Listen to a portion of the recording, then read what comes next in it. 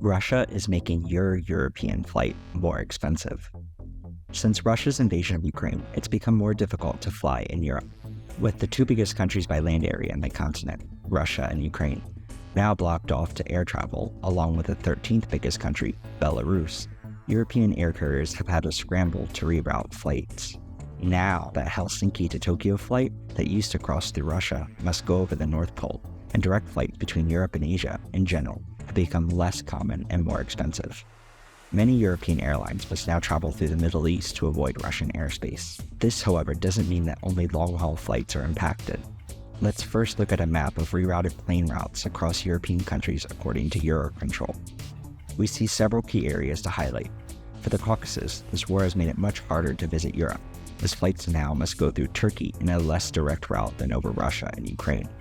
For the Baltics and Poland, there have also been massive flight reroutes, primarily because of the Russian exclave of Kaliningrad, which is now a giant hole in European airspace.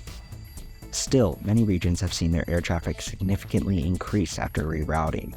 Central European countries like Slovakia and Hungary have seen traffic risen by 29%. In general, many Central European airspaces are more expensive to fly over. If you aren't aware, it's generally not free for a plane to fly over a country. When a plane enters a nation's airspace, that country is responsible for staffing air traffic controllers and generally making sure that the airspace is safe to fly in, which of course costs money. Countries charge for these services, and in many cases actually profit off of their airspace. Russia has nearly always been known for very high unit rate costs to fly over, around $63 per aircraft unit rate. European airlines were okay with paying this price, however, for the savings in fuel costs and flight times. Ukraine, on the other hand, was known for much lower unit rates, meaning many aircraft prioritized flying over it when its airspace was available. Now, as more flights are rerouted over Central Europe, which also has high general unit rates on average, it's becoming more costly to fly around the continent.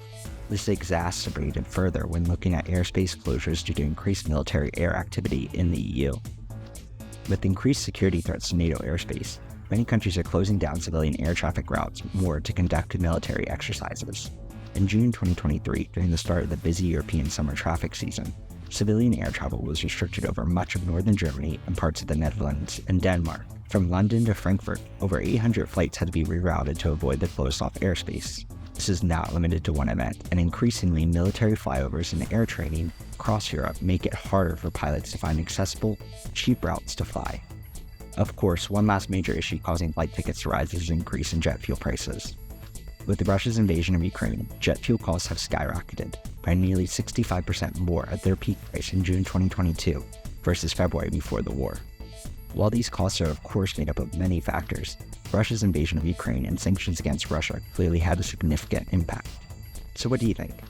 When you're booking your last summer travel plan, are you paying the Putin tax? What other factors are causing European flight costs to rise? Make sure to let me know down in the comments.